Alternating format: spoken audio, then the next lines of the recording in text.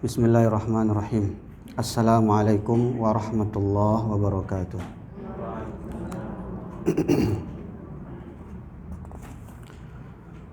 Alhamdulillahilladzi arsala rasulahu bil huda wa dinil haqq liyudhhirahu 'alad dini kullihi wa kafaa billahi syahida. Asyhadu an la ilaha illallah wahdahu la syarika lahu iqraran bihi wa tauhida. Wa asyhadu anna Muhammadan abduhu wa rasuluhu sallallahu alaihi wasallam tasliman mazida, amma ba'd.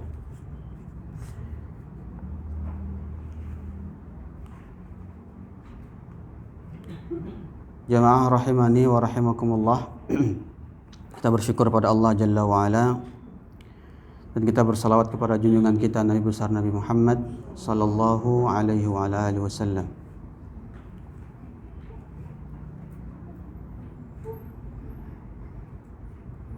Baik. Insyaallah pada pertemuan kali ini kita akan membahas bab selanjutnya,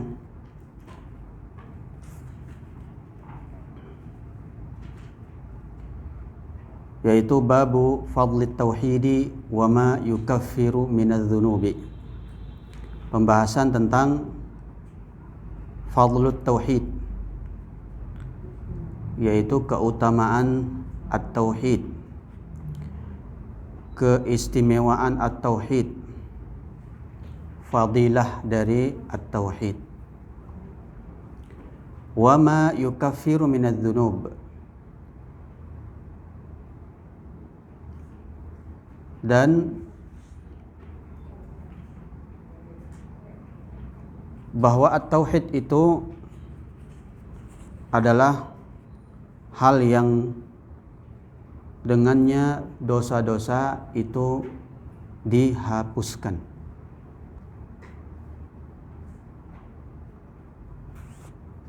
Baik.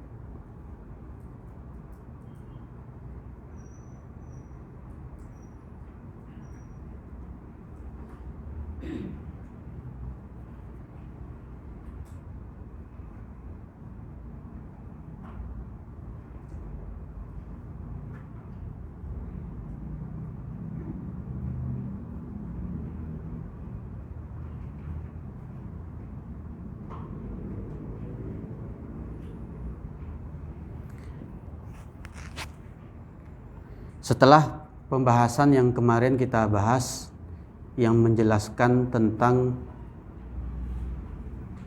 makna dari tauhid dan wajibnya seorang hamba untuk bertauhid,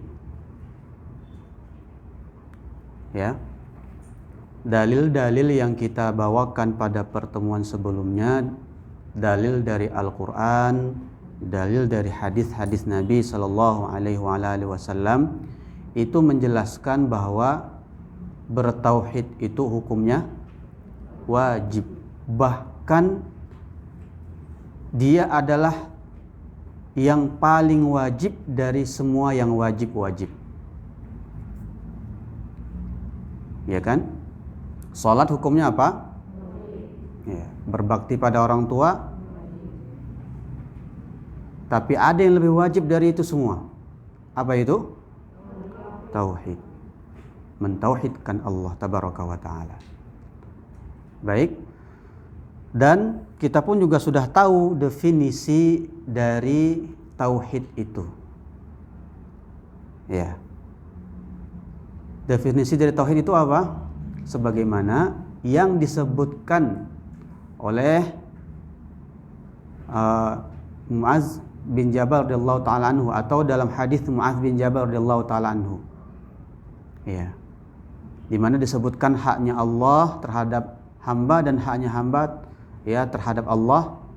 Itu juga mendefinisikan makna dari tauhid, ya, yang mana definisi tauhid itu terdiri dari dua unsur, satu paket, tidak bisa dipisahkan. Tidak bisa hanya satu unsur saja, maka dia tidak dikatakan atau belum dikatakan bertauhid. Ada yang bisa menjelaskan atau mendefinisikan tentang tauhid? Ya, silahkan sambil murojaah.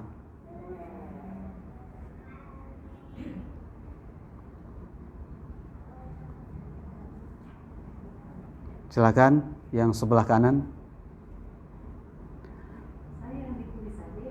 Boleh Bu, silakan.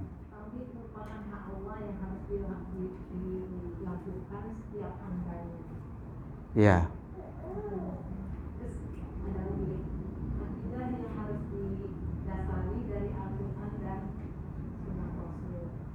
Ya, pertanyaannya apa definisi dari tauhid? Iya. Maksud.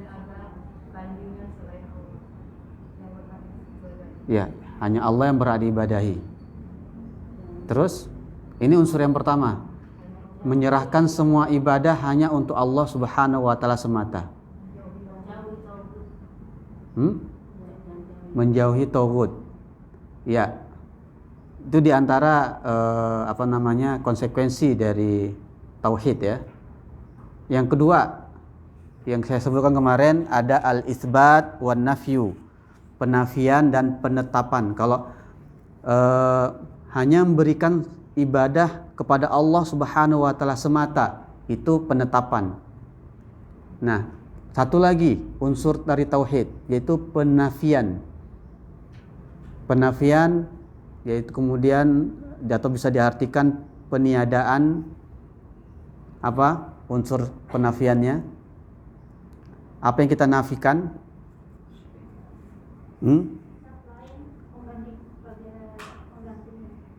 Ya? Apa? Ayo. Wah? Menjauhi kesyirikan. Ya. Yaitu menafikan segala bentuk peribadatan kepada selain Allah Subhanahu wa taala. Jadi kita menetapkan hanya Allah Tabaraka wa taala yang berhak untuk diibadahi, dan kita menafikan segala bentuk peribadatan kepada selain Allah. Itulah tauhid. Itulah tauhid. Makanya disebutkan dalam hadis Mu'adz bahwa hak Allah yang harus ditunaikan oleh seorang hamba adalah apa? An ya'buduhu wa la yusyriku bihi syai'a. Hamba itu harus beribadah kepada Allah Subhanahu wa taala semata. Ya, tidak mensekutukannya dengan sesuatu apapun. Nah, ini dari makna tauhid sudah. Ingat Bu ya, ini dia tauhid. Memberikan segala bentuk ibadah yang merupakan kekhususan Allah Subhanahu wa taala hanya kepada Allah Subhanahu wa taala saja. Gitu ya. Dan tidak mensekutukan Allah dengan sesuatu apapun. Itu dia tauhid.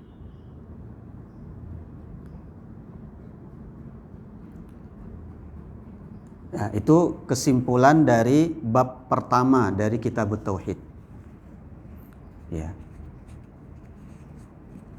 Kesimpulan dari bab pertama dalam kitab tauhid bahwa definisi tauhid tadi apa? Allah semata, kemudian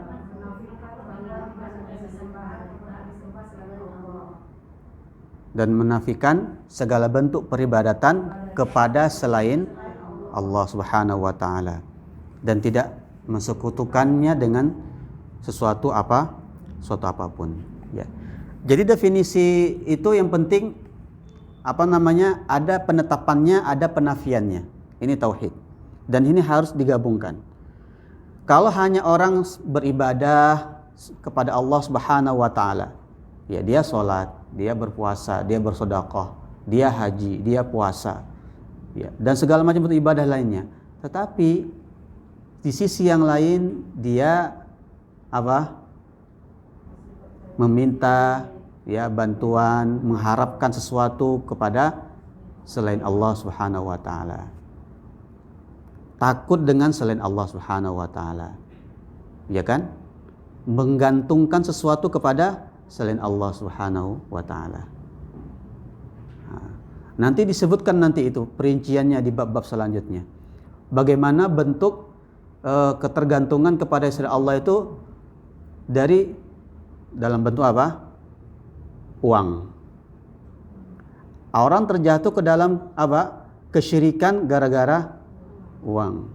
Bukan dia menyembah uang itu, tetapi hatinya ada ketergantungan dengan uang tersebut. Ta'isa abdud dinar. Ta'isa ya Abdul Qamisah. Ada yang ketergantungannya dengan apa? Pakaian. Ada yang ketergantungannya dengan pernak-pernik, perabotan. Ya. Dan segala bentuk perhiasan-perhiasan itu bisa ternyata apa? Terjatuh ke dalam kesyirikan. Nah, ini luar biasa. Kita benar-benar harus hati-hati dalam masalah ini.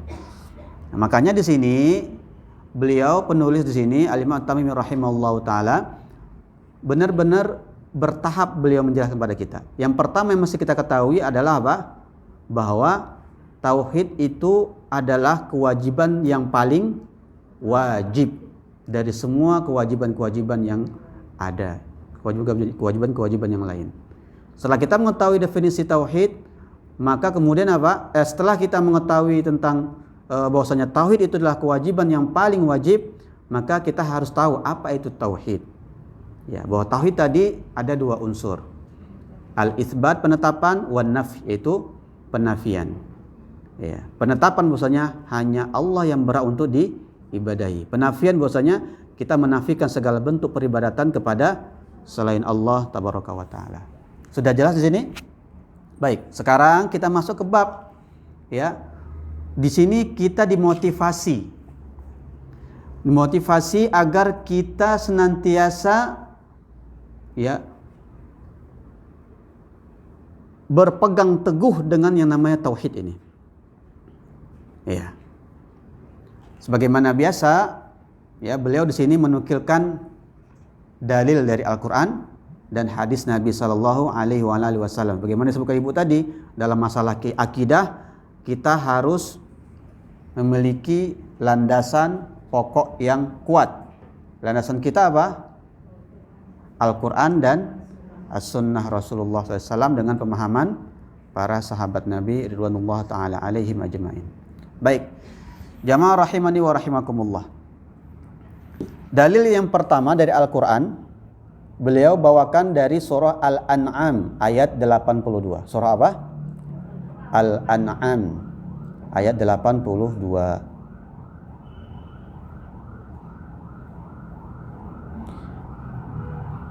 Allah Ta'ala berfirman, alladzina amanu wa lam yalbisu imanahum bidzulmin ulaika lahumul amnu wa hum muhtadun. Ya. Artinya apa? Silakan. Ada yang ingin membaca? Ya, angkat tangan dulu. Ya, silakan.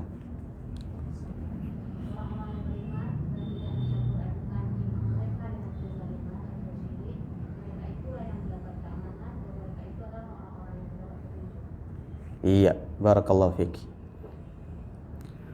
Di sini Allah tabaraka wa taala menyebutkan tentang keutamaan orang yang beriman dan tidak menodai keimanannya dengan kezaliman. Apa keutamaannya?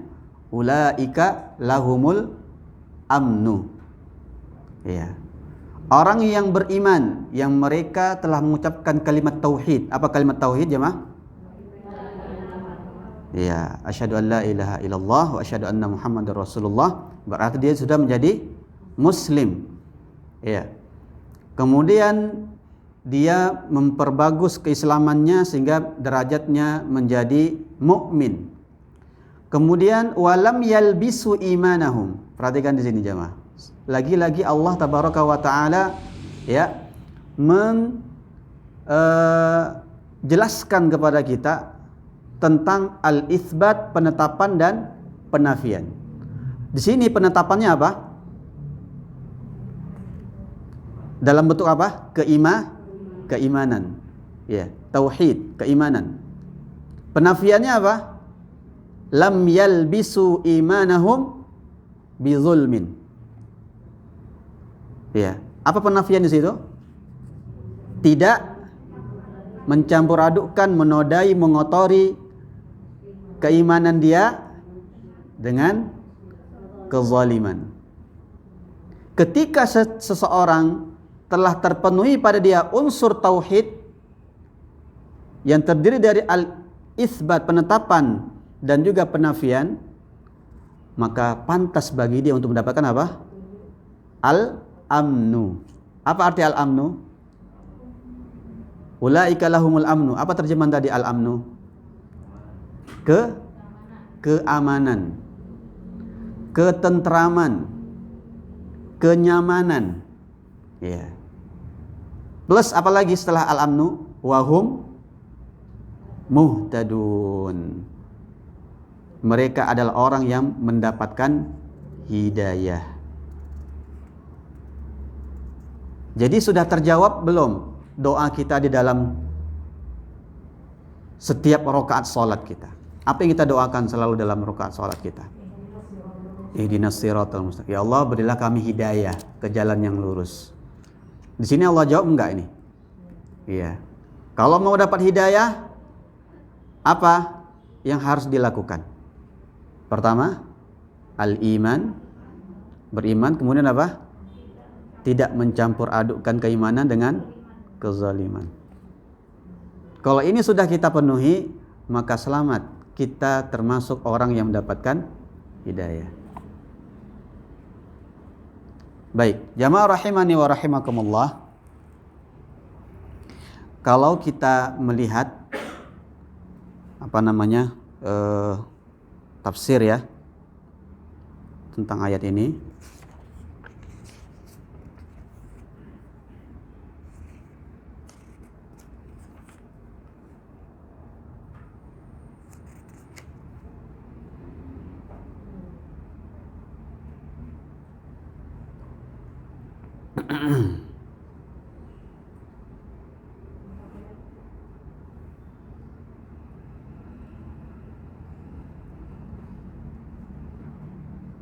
ya, ketika sahabat ridwanullah ta'ala alaihim ya mendengar ayat ini, surah apa tadi? Al-An'am ayat 82. Ya. Disebutkan dalam sahihain, yaitu Sahih Bukhari dan Sahih Muslim, dari sahabat yang mulia Ibnu Mas'ud radhiyallahu taala anhu. Ya.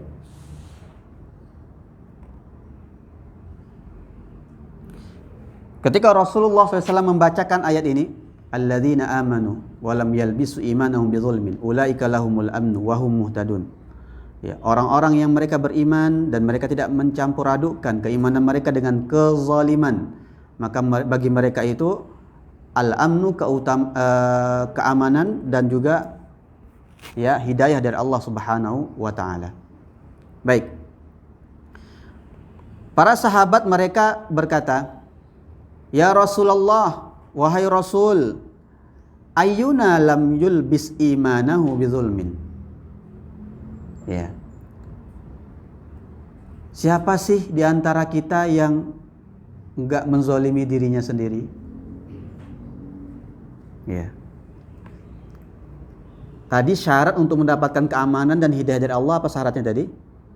Tidak mencampur adukkan keimanan dengan kezaliman. Sahabat nanya, "Ya Rasulullah, kalau memang demikian syarat untuk mendapatkan keamanan dari Allah dan juga syarat untuk mendapatkan hidayah dari Allah, yaitu tidak melakukan kezaliman, siapa sih di antara kita ini yang nggak pernah berbuat zalim? Ya, siapa di antara kita tidak pernah zalimi dirinya sendiri? Paham ya Bu ya? Di sini ada nggak yang nggak pernah berbuat zalim? Zalim diri sendiri. Hah? Terus gimana? Ini Rasulullah bilang, hah? Allah mengatakan apa? Orang yang menjaga keamanan syaratnya beriman dan juga tidak mencampuri keimanan dengan kezaliman. Kalau begitu, ya, tidak ada satupun dari kita, dari kalangan para sahabat mengatakan yang bisa mendapatkan keamanan dan hidayah dari Allah Subhanahu wa taala. Maka ketika mendengar hal tersebut, faqala, Rasulullah bersabda, "Laisal ladzi tadhhabuna ilaihi." Bukan seperti itu, ya, pemahamannya. Ya, bukan seperti itu pemahamannya. Ya. Yang dimaksud dengan al-zulmu, kezaliman di ayat ini yang tidak mencampuri keimanan dengan kezaliman adalah asyirku, kesyirikan. Iya, jadi bukan kezaliman yang dipahami oleh para sahabat, dan kita juga memahaminya apa? Waduh, kalau begitu ya nggak ada harapan dong kita mendapatkan keamanan dan hidayah dari Allah Subhanahu wa taala. Ya kan? Tapi di sini yang dimaksud kezaliman di situ adalah apa? Asyirku. Lalu Rasulullah SAW ya berhujjah, memperkuat ucapan beliau dengan apa? Firman Allah Subhanahu wa taala, "Alam tasma'u liqaulil 'abdis salih?" Tidakkah kalian mendengar ucapan hamba Allah yang salih? Maksudnya adalah Luqman Al-Hakim. Ketika Allah Subhanahu wa taala sebutkan kisah Luqman di dalam surah Luqman di ayat ke-13. Coba lihat Ibu. Lihat di Al-Qur'an surah Luqman ayat 13. Apa kata Allah, bagaimana firman Allah Subhanahu wa taala di surah Al-Luqman ayat ke-13?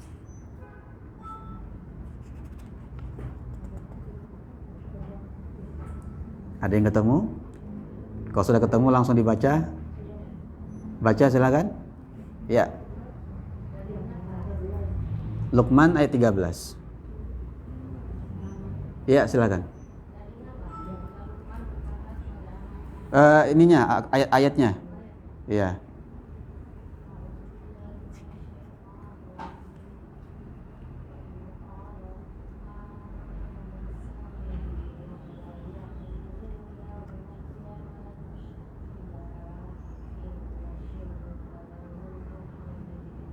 Baik, terjemahannya.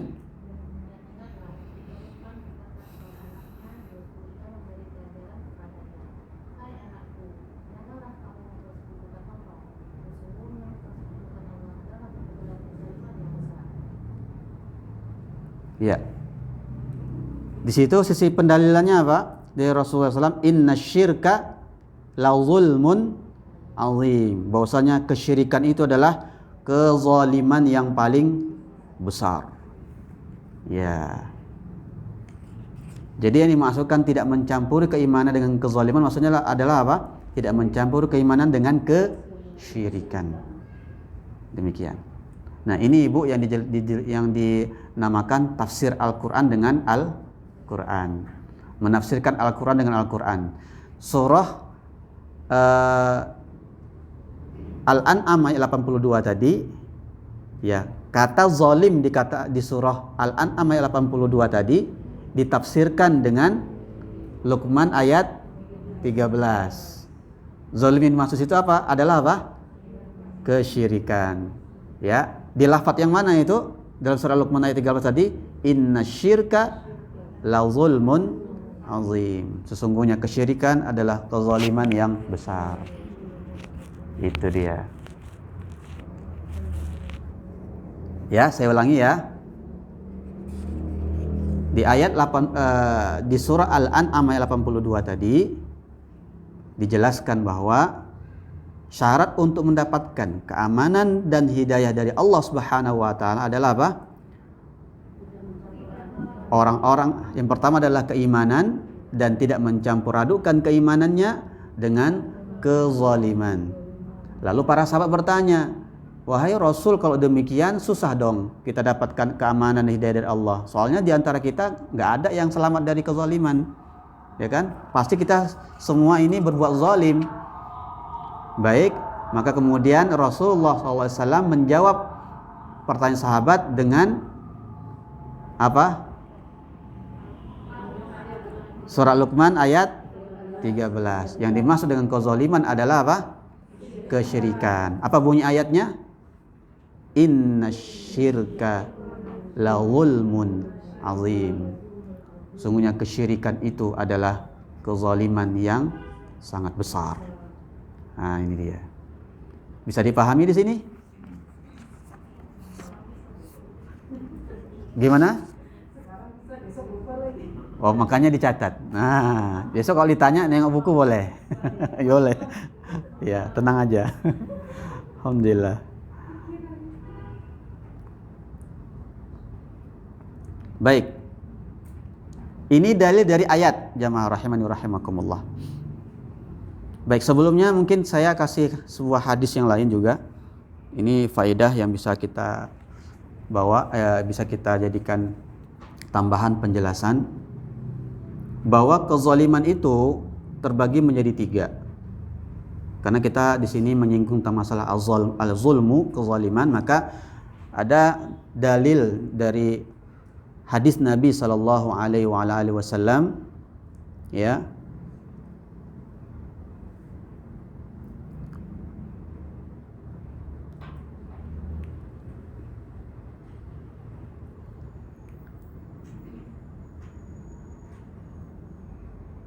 yang meriwayatkan hadis ini adalah At-Tayalisi, ya, At-Tayalisi, dan juga Abu Nuaim dalam Al-Hilyah, dan Abu Nuaim. Hadis ini diriwayatkan oleh At-Tayalisi, ya, At-Tayalisi. Kemudian Abu Nuaim meriwayatkan hadis ini juga dari dalam Al-Hilyah, dalam kitab namanya Al-Hilyah. Dan derajat hadis ini adalah hasan, derajatnya hasan, ya, dihasankan oleh Al-Imam Al-Albani rahimahullahu taala dalam kitabnya Al-Silsilah As-Sahihah. Baik.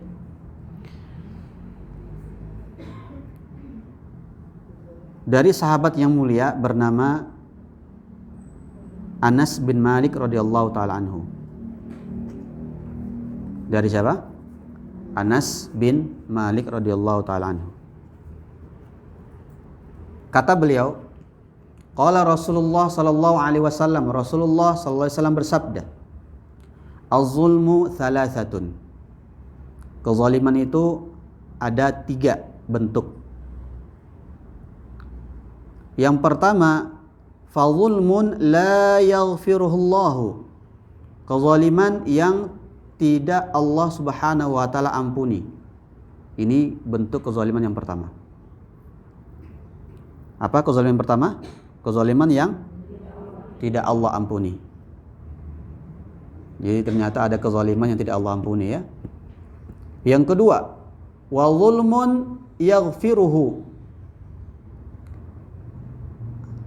Bentuk kezaliman yang kedua adalah kezaliman yang Allah ampuni. Ya.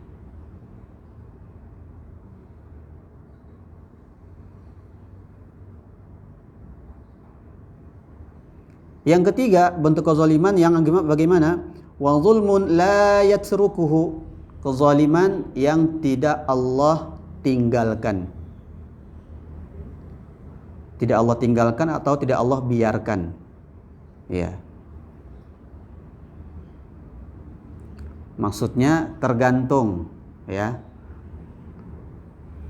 Tergantung.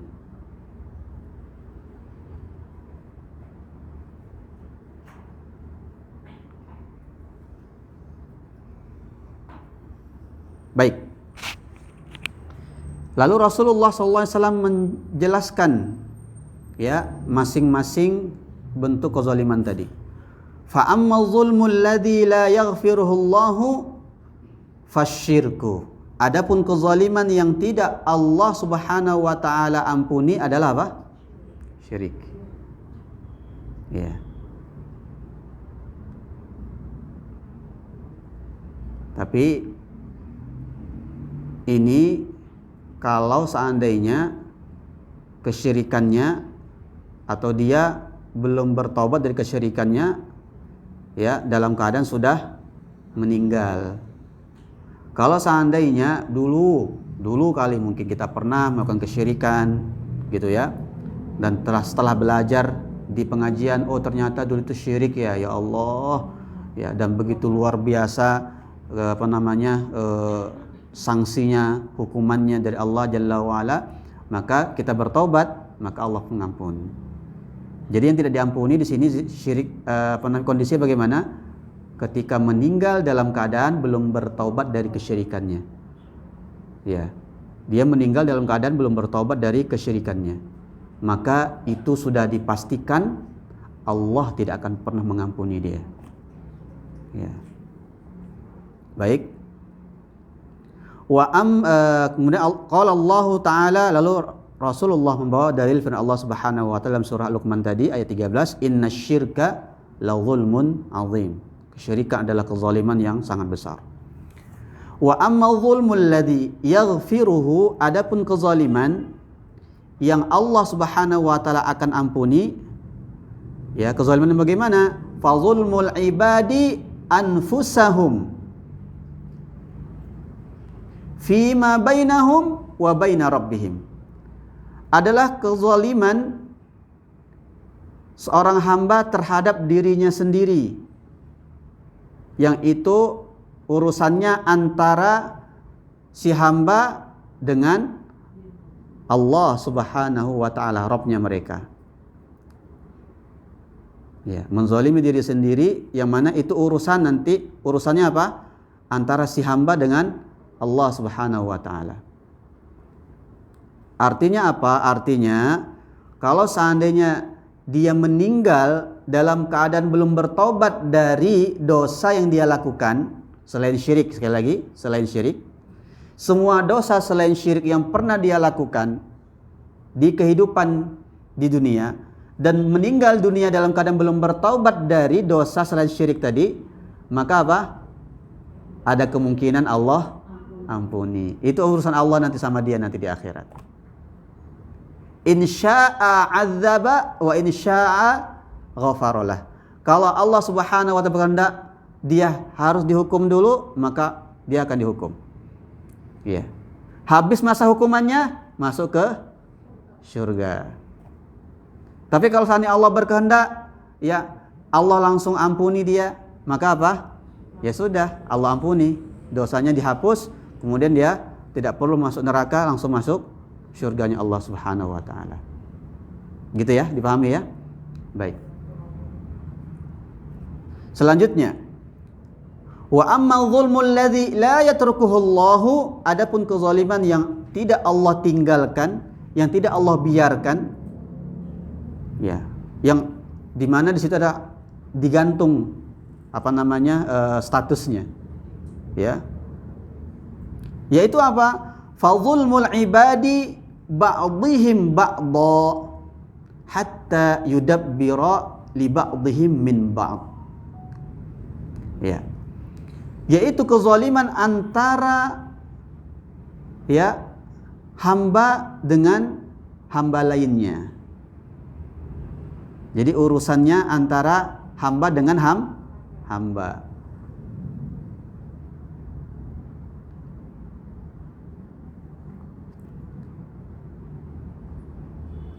Dan statusnya apakah Allah ampuni atau tidak Allah ampuni tergantung sesama hamba itu. Kalau bisa diselesaikan di dunia, maka Allah pun juga menganggapnya selesai. Allah pun mengampuni dia. Tapi kalau seandainya dia meninggal dalam keadaan belum selesai urusan dia dengan hamba tadi, maka nanti akan dibuat pengadilan di akhirat. Ya, dibuatkan pengadilan di akhirat.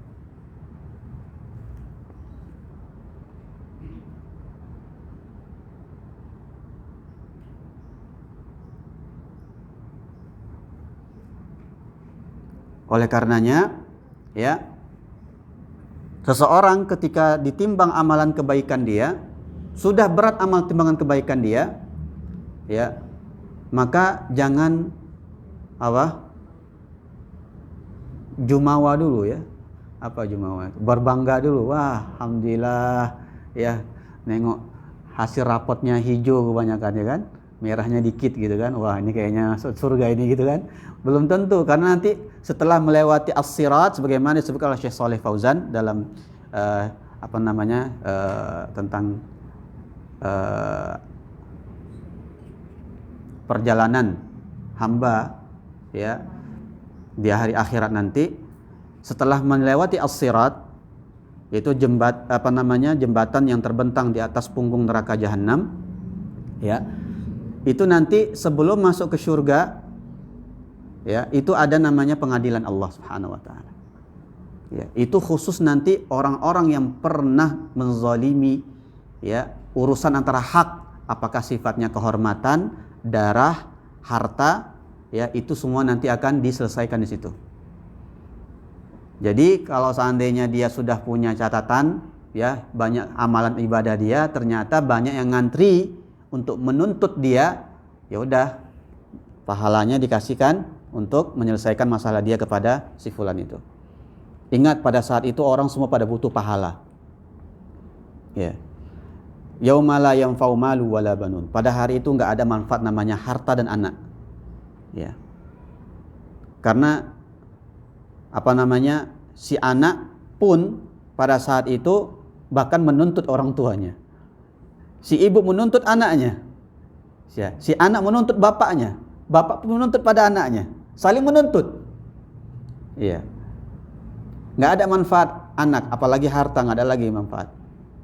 Iya. Soalnya ketika jangankan ke akhirat, ke liang kubur aja dibawa nggak harta. Nggak akan, apalagi di akhirat. Nggak dibawa harta. Walaupun misalnya ada nanti harta, nggak bermanfaat. Karena yang dihitung pada saat itu apa? Adalah amalan. Yauma yafirrul mar'u min akhihi wa ummihi wa abihi wa sahibatihi wa banihi likulli imri'in minhum yawma idzin sya'nu yughni. Pada hari itu apa? Yafirrul mar'u min akhihi. Seseorang itu berlari dari saudara kandungnya. Ya kan? Wa ummihi wa abihi. Dan juga seseorang itu nggak peduli lagi dengan ayahnya, nggak peduli lagi sama ibunya. Ibu bisa nggak bayangkan kondisinya separah, sedahsyat apa sampai segitunya gitu. Anak nggak peduli lagi sama bapaknya, anak nggak peduli lagi dengan ibunya. Ya, kondisi parah yang bagaimana saya seperti itu. Ya. Wa sahibatihi wa banihi. Ya. Nggak peduli lagi seorang suami dengan istrinya, nggak peduli lagi seorang suami dengan anaknya. Likulli imri'in minhum yauma idzin sya'nu yughni. Masing-masing mikirkan dirinya sendiri-sendiri. Tuh. Masing-masing mikirin dirinya sendiri-sendiri. Baik. Maka jamaah rahimani wa rahimakumullah, mumpung masih diberi kesempatan oleh Allah Subhanahu wa taala, selagi roh belum sampai ke kerongkongan, maka jika ada urusan-urusan yang berkaitan antar sama kita, sama hamba Allah, hendaknya diselesaikan. Hendaknya diselesaikan. Udahlah, amalannya dikit. Sudah, apalagi dosanya banyak. Terus apalagi? Utangnya pun banyak. Jadi ya Allah, jadi ngapain aja nih dunia kemarin tuh? Amalan dikit, dosa banyak, hutang banyak, ya kan? Terus ngomong juga banyak, ya, ngomongin orang maksudnya, ya kan? Ini ya Allah, kasihan. Ya kalau amalan dikit apa yang mau dia kasih ke orang gitu? nanti kalau ada yang menuntut dia di akhirat. Gitu jamaah ya. Makanya mumpung kita ini masih dikasih kesempatan oleh Allah Subhanahu wa taala ya. Di samping kita berusaha untuk menyelesaikan urusan kita, misalnya kita punya hutang ya. Dan kita juga sudah berusaha untuk minta maaf kepada orang-orang yang dulu pernah kita zalimi gitu ya. Maka harus memperbanyak diri dengan amal ibadah. Dan harus cerdas dalam beribadah. Misalnya, ini mumpung bulan Muharram. Bulan di mana sebagaimana kata Ibnu Abbas radhiyallahu taala anhuma, wal amala salihah wal ajra fihinna a'zam.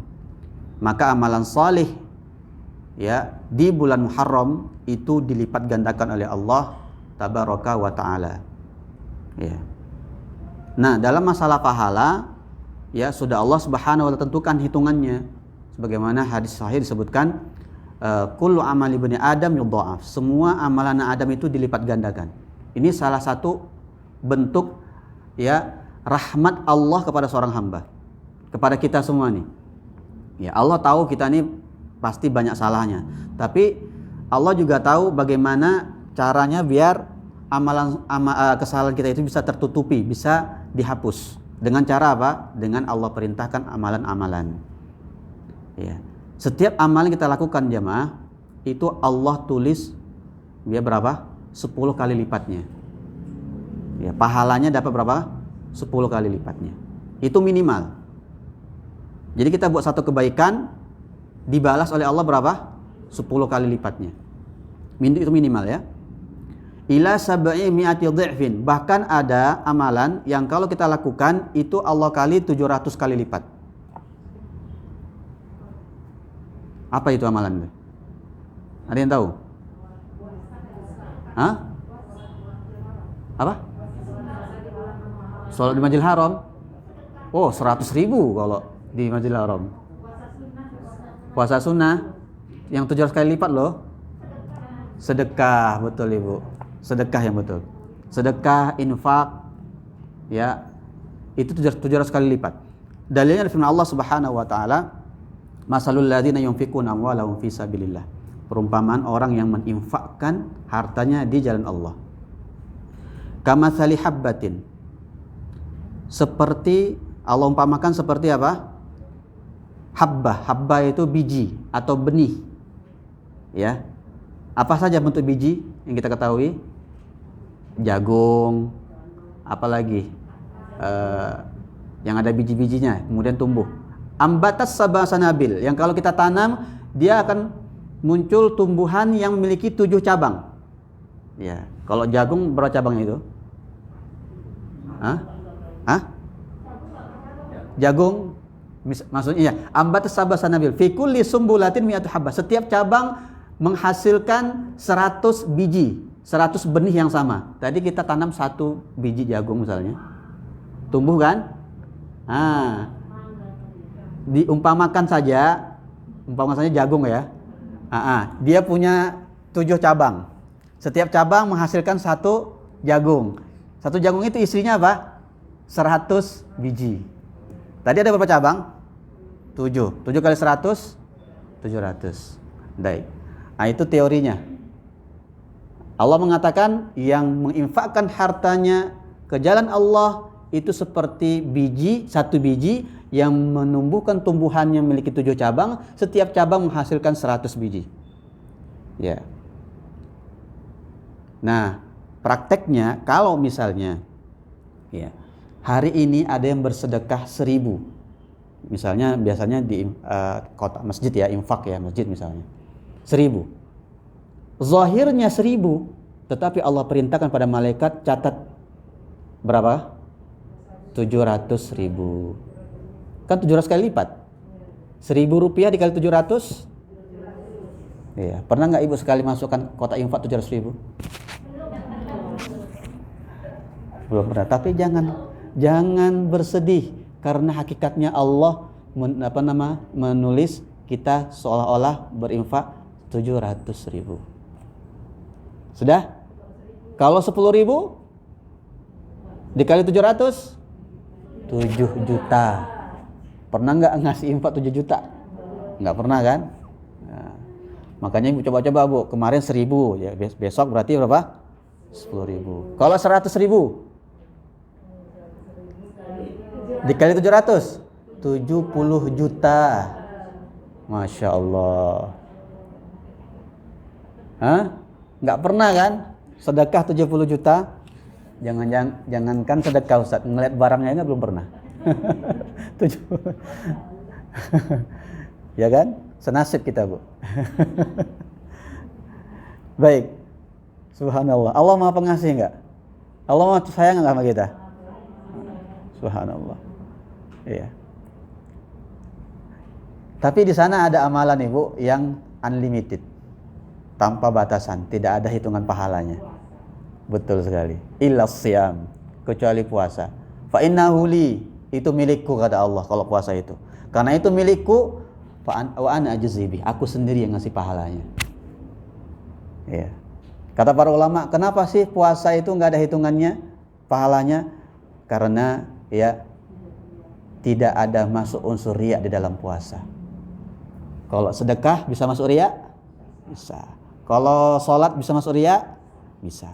Ini amalan-amalan sunnah ya bu ya, bukan yang wajib. Kalau yang wajib itu sudah mesti. Kita cerita yang sunnah. Ya. Baik. Kalau seandainya dilakukan di bulan Muharram, di bulan haram, maka dilipat gandakan. Jadi kita sedekah tadi minimal 700 kali lipat dikasih pahala. Karena di bulan haram berapa kali lipat jadinya? Nggak tahu kita. Pokoknya lebih dari 700 kali lipat.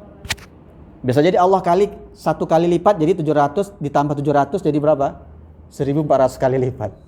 Tapi kita nggak tahu berapa kali Allah Subhanahu Wa Taala berikan lipat gandakannya. Karena Allah mengatakan apa? Wallahu yudha'ifu liman yasha. Allah Subhanahu Wa Taala melipat gandakan pahala sesuai dengan kehendaknya kepada orang yang Allah kehendaki. Nah ini bu, jadi tadi kan karena bicara masalah kezaliman nih, ya udahlah jangan sampai yang negatif, kita banyaknya yang negatif nih, ya utangnya banyak, amalannya dosanya banyak, ya kan, giliran amalan dikit gitu kan, harta juga udah dikit gitu kan, harta dikit, amalan dikit, aduh ya Allah, ya kan. Nah, jadi apa yang bisa kita lakukan, kita andalkan, ya udah Bismillah, amalan apalagi gitu loh. Nah, perbanyak, mumpung bulan haram gitu, ya sudah dimaksimalkan, ya dimaksimalkan.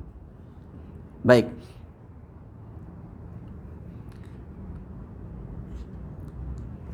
Selesai kita materi kita pada hari ini, yaitu dalil tentang keutamaan tauhid. Kesimpulannya apa? Keutamaan bagi mereka yang mentauhidkan Allah Subhanahu Wa Taala, yang dan tidak mencampur adukan, menodai ketauhidannya dengan kesyirikan. Apa keutamaannya? Keamanan yang pertama, yang kedua hidayah. Baik. Apa keamanan yang maksud ini? Keamanan al-amnu fid dunya wal akhirah. Keamanan di dunia dan di akhirat. Dia akan selalu aman, Bu. Enggak seperti orang yang enggak akan gelisah orang yang mentauhidkan Allah Subhanahu Wa Taala. Mau dimanapun, kapanpun dia berada, kapanpun dia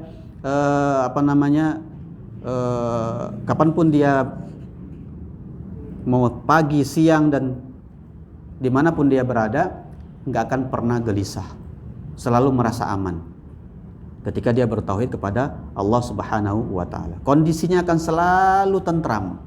Ya, dia misalnya jualan gorengan, sudah. Nih sebelahnya jualan gorengan juga. Orang yang bertauhid nggak akan gelisah. Ini dia. Kalau seandainya dia gelisah, berarti belum tauhidnya belum. Enak nggak bertauhid itu? Enjoy bawaannya, Bu. Orang bertauhid itu, ya kan? Iya. Enjoy. Subhanallah. Ini salah satu contoh saja. Ya, salah satu contoh saja. Kalau seandainya orang bertauhid, ya, dia nggak akan khawatir dengan merebaknya dukun ya sekarang ini, ya kan? Merebaknya dukun, mau itu ilmu hitam, ilmu biru, ilmu kuning, ilmu merah, segala macam, apapun namanya, nggak akan dia khawatir. Kenapa? Tauhid menancap kuat pada diri dia. Ya. Bertauhid bukan berarti, ya kan, dia santai-santai, enggak. Orang yang bertauhid itu adalah orang yang dia memasrahkan diri dia kepada Allah Jalla wa'ala, dan di antara bentuk kepasrahannya adalah apa? Meminta perlindungan kepada Allah. Ya. Minta perlindungan kepada Allah Subhanahu. Kenapa seperti itu? Ya kan Allah sendiri merintahin. Dalam surah apa? Al-Falaq, An-Nas. Surah Al-Falaq apa perintahnya di ayat pertama? Qul a'udzu birabbil falaq. Katakanlah aku berlindung kepada Allah, Rabbnya Al-Falaq, pencipta, penguasa, pengatur Al-Falaq, waktu subuh. Ya, berlindung dari apa? Min syarri ma khalaq, dari segala kejahatan makhluk-makhluknya. Ya. Jin makhluk Allah enggak? Makhluk. Manusia makhluk Allah enggak? Angin makhluk Allah enggak? Air makhluk Allah enggak? Api makhluk Allah enggak? Jadi segala macam bentuk makhluk keburukan, efek negatif dari makhluk-makhluk Allah Jalla wa'ala, selagi dia makhluk, ketika kita berlindung pada Allah Subhanahu wa ta'ala, semua kejahatan, keburukan itu tidak akan menimpa kita. Ya. Tidak akan menimpa kita. Wa min syarri ghasiqin idza waqab, dari kejahatan malam ketika telah gelap gulita, karena segala tindakan kejahatan mayoritasnya seringnya apa? Terjadi di malam hari. Wa min syarri ghasiqin idza waqab wa min syarrin naffatsati fil 'uqad, dan dari kejahatan para tukang-tukang sihir wanita. Kalau sekarang banyak tukang sihir bukan dari wanita saja. Kalau dulu pada masa Nabi kebanyakannya para wanita. Iya. Kalau zaman sekarang bukan hanya wanita, laki-laki. Ya. Juga ada. Dan ini dari ayat ini menunjukkan bahwasanya sihir itu nyata. Ya. Yang lagi viral sekarang ini ya apa itu, siapa itu namanya? Si Marcel ya. Ya. Marcel bagus, dia membuka kedok-kedok dari para penipu-penipu yang semua itu sebenarnya adalah trik-trik semata. Ya. Tapi Ibu, ya, tidak benar kalau seandainya dikatakan sihir itu nggak ada. Ya. Sihir itu macam-macam bentuknya. Yang mana sihir itu intinya adalah memudorotkan orang lain, memberikan efek negatif, membahayakan orang lain, bahkan sampai ke fisik. Itu ada, bukan nggak ada. Ya. Yang kita nggak setuju kalau seandainya ada kampanye bahwasanya segala bentuk-bentuk yang sifatnya gaib itu tidak ada. Ini kita tolak. Ya. Oh, nggak ada itu yang begitu-begituan. Sihir itu nggak ada. Benar nggak seperti ini? Salah. Ya. Karena sihir itu ada. Bahkan sebab turunnya surah Al-Falaq, surah An-Nas, apa sebab turunnya ayat atau surah Al-Falaq An-Nas? Rasulullah disihir. Ya. Dalam surah Al-Baqarah disebutkan wattaba'u ma tatlu syayatinu ala mulki Sulaiman. Mereka mengikuti, yaitu manusia-manusia pada saat itu, pada masa Nabi Sulaiman alaihissalam, ya, mereka mengikuti apa yang dibacakan oleh para setan-setan. Ya. Wa ma kafara Sulaiman walakinna syayatina kafaru. Bukan Sulaiman yang kafir, tetapi syaitan itulah yang kafir. Ya.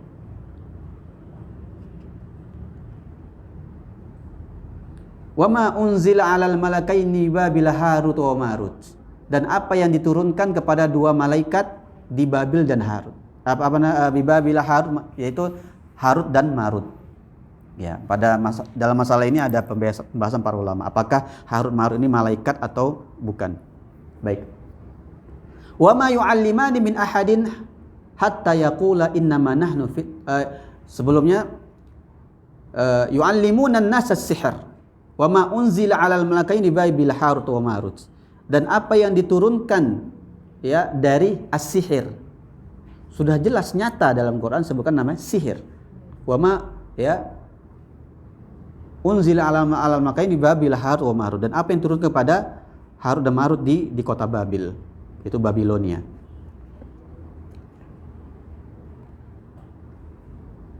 Wa ma yu'allimani min ahadin hatta yaqula innama nahnu fitnatun fala takfur. Dan kedua malaikat tadi, Harut dan Marut tadi, mengatakan tidaklah keduanya itu mengajarkan kepada manusia ya yang sifatnya tadi sihir ya, hatta yaqula, sampai mereka mengatakan innama nahnu fitnatun fala takfur, kami ini hanya ujian yang Allah Subhanahu wa taala berikan kepada kalian wahai manusia. Apakah dengan ujian ini kalian lulus, atau malah justru kufur kepada Allah Subhanahu wa taala? Nanti kita akan diuji juga oleh Allah Jalla wa ala nanti di akhir zaman. Apa bentuk ujiannya? Keluarnya Dajjal. Ya. Keluarnya apa? Dajjal. Nah,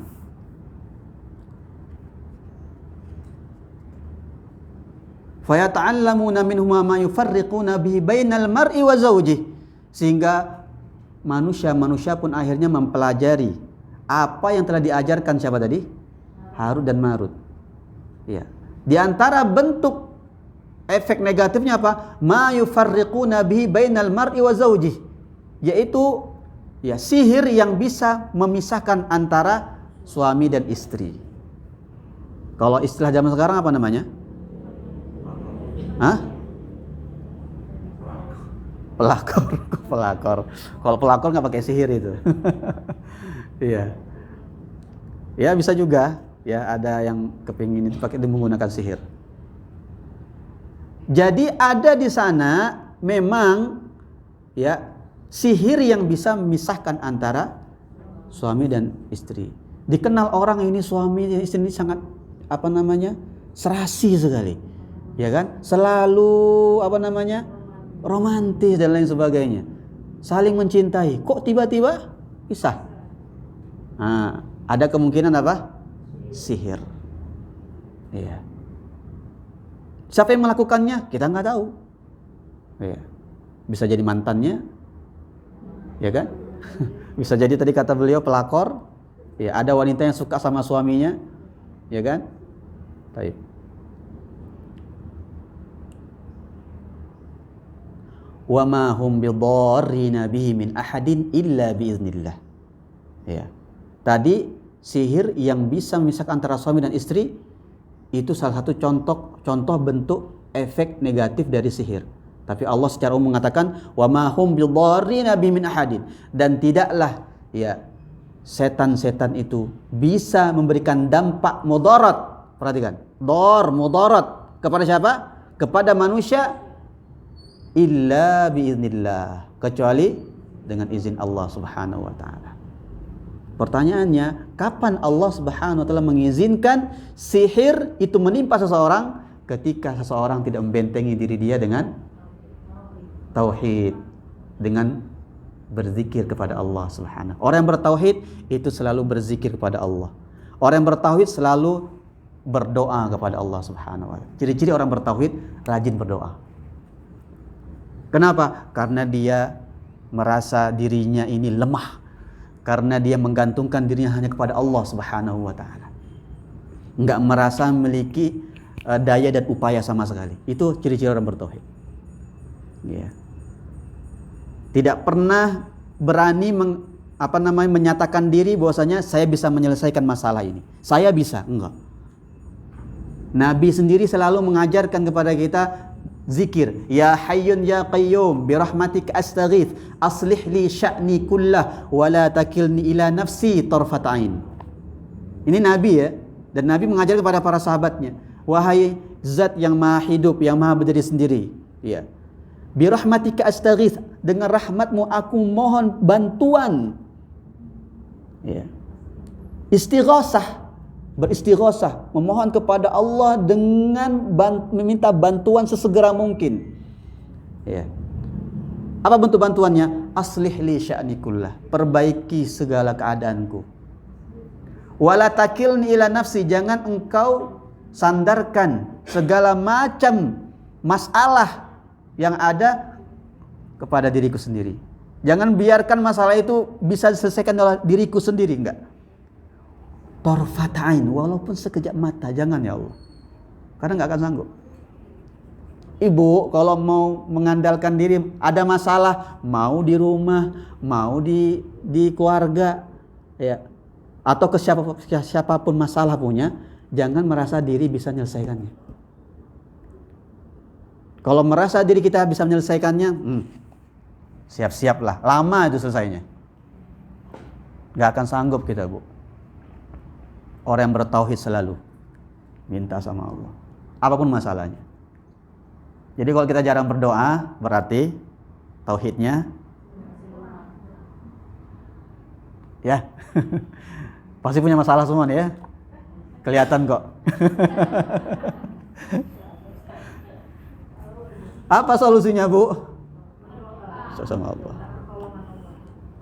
Ya. Sering minta doa sama Allah Subhanahu wa taala. Kita ini nggak bisa apa-apa. Ya. Mau sekecil apapun masalahnya. Ya. Ibu pernah minta sendal sama Allah? Hah? Minta sendal sebelum beli, ibu doa dulu sama Allah. Ada nggak? Sendal loh. Jangankan sendal, Bu. Coba saya tanya, minta Allah berikan garam ada nggak? Pernah nggak? Ibunda Aisyah radhiyallahu ta'ala anha, beliau mengatakan, ya, Rasulullah mengajarkan kepadaku untuk minta kepada Allah walau hanya minta supaya dibelikan tali sendal. Zaman dulu sendal itu pakai tali supaya bisa dijepit gitu ya. Pakai tali. Kalau zaman sekarang kan canggih-canggih ya, pakai kulit dan lain sebagainya. Pakai tali. Iya. Sendalnya dibuat dari kulit biasanya. Nah, untuk talinya itu juga beli sendiri, jadi terpisah belinya. Terpisah. Menyesuaikan, kalau kita kan dulu ada ukuran kaki ya, nomor 32, 31, 30 gitu ya. Kalau dulu enggak, cuma dipasin aja kakinya, baru kemudian kulitnya dipotong, ya gunting, kemudian dijahit, kemudian untuk supaya talinya terpisah itu talinya, belinya. Ibunda Aisyah mengatakan untuk beli tali aja minta sama Allah. Kira-kira sanggup enggak beli tali sendal itu? Sanggup. Bahkan para salaf dulu mengatakan, mintalah kepada Allah walau kau hanya minta garam sama Allah. Coba harga garam di pasar berapa, Bu? 2.000 habis sebulan. Enggak kan? Kira-kira remeh enggak? Sanggup enggak Ibu kira-kira 2.000 beli garam? Insya Allah kan? Tapi pernah enggak dalam hati? Pernah berdoa enggak sama Allah? Ya Allah beri aku garam. Enggak. Tapi Ibunda Aisyah, para sahabat dahulu, mereka minta garam pun sama Allah. Ya. Belum terbiasa. Betul sekali. Ya itu. Makanya harus, inilah fungsi faedah kita belajar tauhid. Ya. Allah tuh kepingin kita itu nyaman, tentram, enggak gelisah. Betul enggak? Ya. Allah tuh kepingin kita seperti itu. Dan Allah sudah kasih tahu caranya seperti ini. Ya kan? Nah, baik, itu jamaah yang saya muliakan, habis waktu kita. Ya. 5 menit, kalau ada yang ingin bertanyakan silakan. Bentar ya, tadi sebelah kan. Duluan. Ya.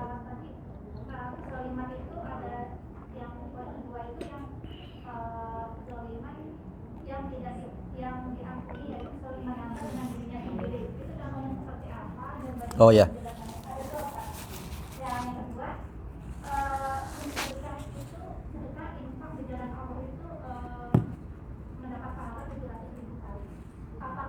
Ah, 700 kali.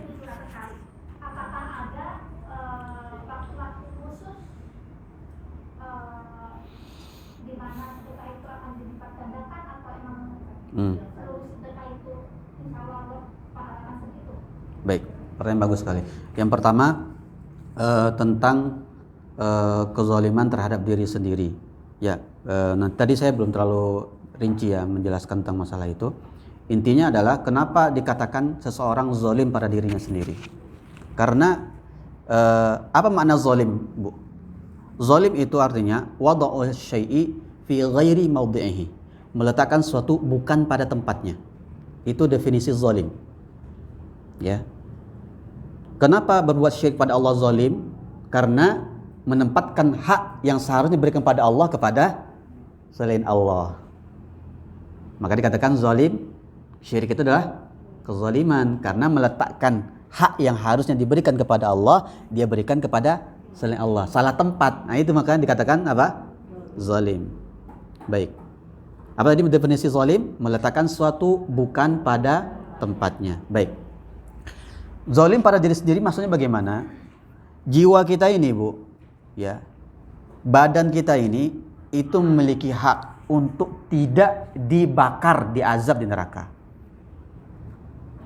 Ya, badan kita ini, jiwa kita ini memiliki hak untuk masuk surganya Allah. Dia memiliki hak untuk tidak diazab di neraka. Ya. Dan Allah tabaraka wa taala sudah memberikan apa? Batasan-batasan mana yang bisa mengantarkan ke surga, mana yang bisa mengantarkan ke neraka. Ketika kita melakukan hal-hal yang bisa mengantarkan ke neraka, berarti kita menzalimi diri sendiri. Paham di sini ya? Iya.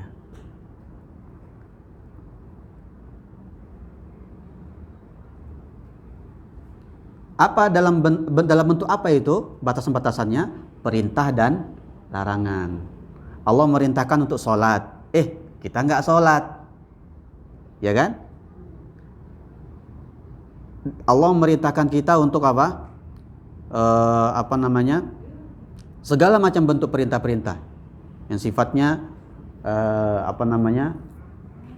kewajiban-kewajiban. Ya, kewajiban-kewajiban. Kita malah tidak mengindahkan perintah Allah Subhanahu wa tersebut. Maka hal tersebut apa? Ya, menjadi sebab kita mengarah kepada apa? Nerakanya Allah Jalla wa Ala. Nah, karena ini kaitannya antara hamba dengan Allah, maka nanti tergantung Allah Subhanahu wa taala apakah memaafkan kita atau tidak. Itu ya. Memaafkan kita atau tidak. Dan Allah Subhanahu wa taala sudah sebutkan juga ya bagaimana caranya agar Allah memaafkan kita. Yang pertama adalah taubat. Bertaubat. Setiap kali berbuat salah, berbuat maksiat langsung taubat. Cuma kadang-kadang kita berbuat maksiat terus kemudian apa? Diundur, akhirnya lupa. Taubatnya lupa gitu. Tapi itu pun Allah Maha Pengasih. Allah tahu kita ini suka mundur-mundur.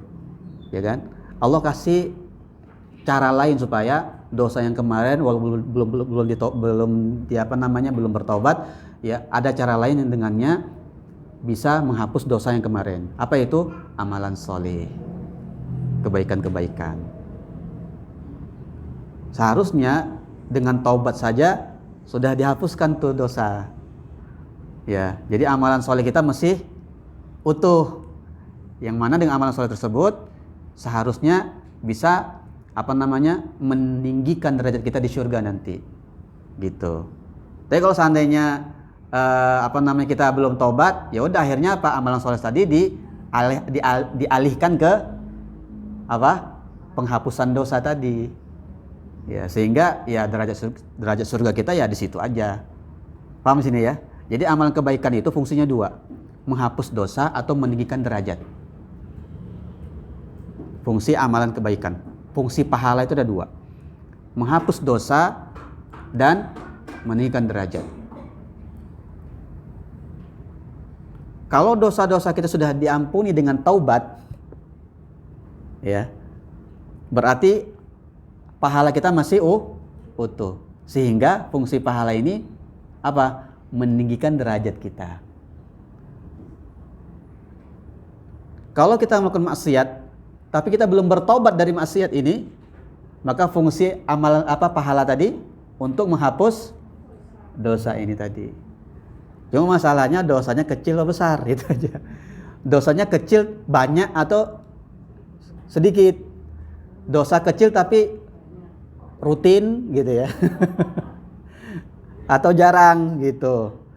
Kalau seandainya dosanya kecil tapi rutin, ya amalannya juga harus rutin, jadi biar seimbang gitu.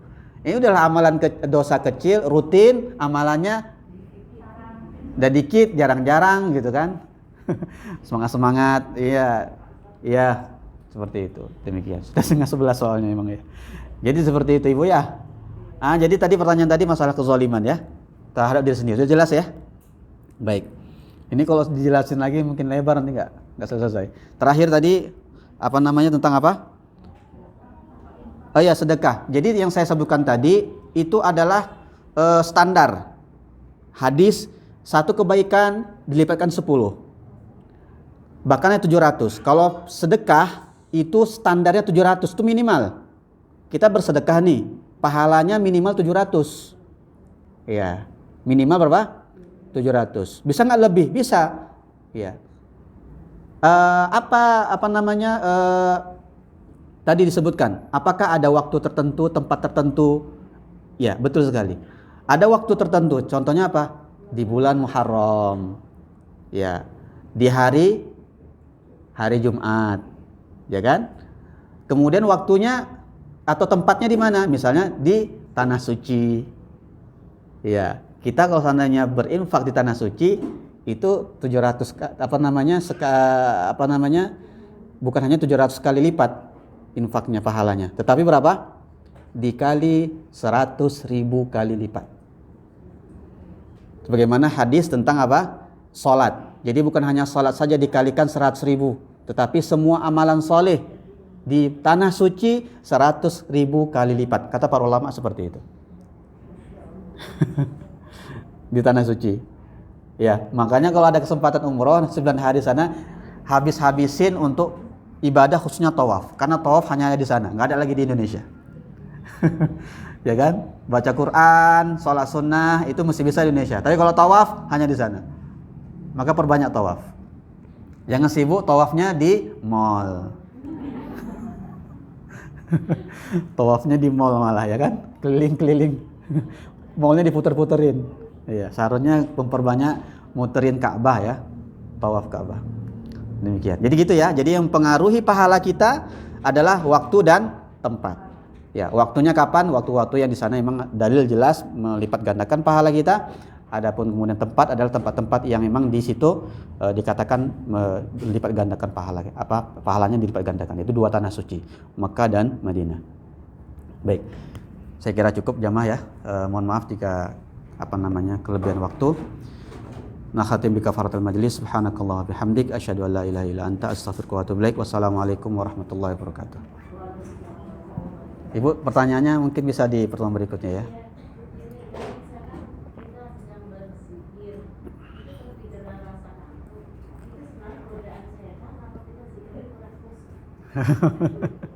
Iya.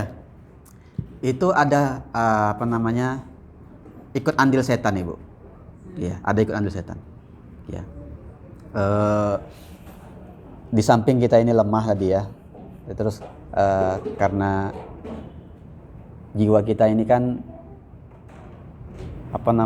kalau suatu yang baik itu memang dia lemah. Jiwa kita ini, ya.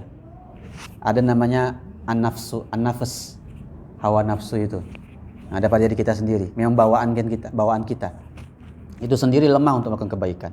Ditambah lagi nanti ada setan dari faktor X, faktor luar, setan. Ya, menghembus mata kita. Ya. Nah itu, ini kita ngantuk seperti itu, ya kan? Karena Rasulullah SAW sendiri mengatakan orang yang nggak tidur malam, orang yang nggak bangun malam, itu matanya dikencingi setan.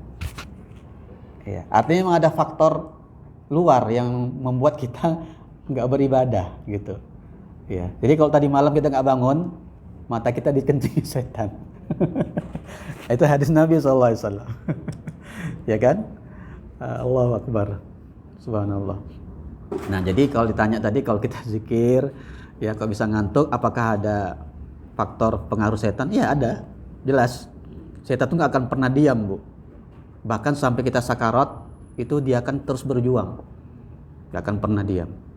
Iya, seperti itu. Baik. Iya, betul, pertanyaan bagus. Kalau Al-Quran Rasulullah mengatakan tidur aja. Ketika sholat tahajud, Rasulullah mengatakan ketika kalian sholat tahajud, kemudian kalian ngantuk, maka batalkan sholat kalian tidur. Karena apa? Karena Rasulullah mengatakan itu dikhawatirkan apa? ngelantur bacaan Qur'annya. Al-Qur'an itu kalamullah, ya kan? Nanti dibilangnya inni abdullah, nanti terbalik pula innaka abdi, kata dia. Sesungguhnya aku adalah hamba Allah kalau dia melek. Kalau lagi ngantuk, sesungguhnya engkau adalah hambaku, kata dia. Kan dah salah. Jadi ngawur gitu. Makanya kalau lagi baca Quran ngantuk, tutup. Jangan biarin dipaksa-paksain, nggak usah. Atau cuci muka. Atau berdiri. Kalau kita dulu ketika mondok ngapal Quran, ketika murojaah ngantuk, berdiri. Jadi enggak ini seperti itu. Ya, banyak caranya lah supaya menghilangkan ngantuk ya. Gitu.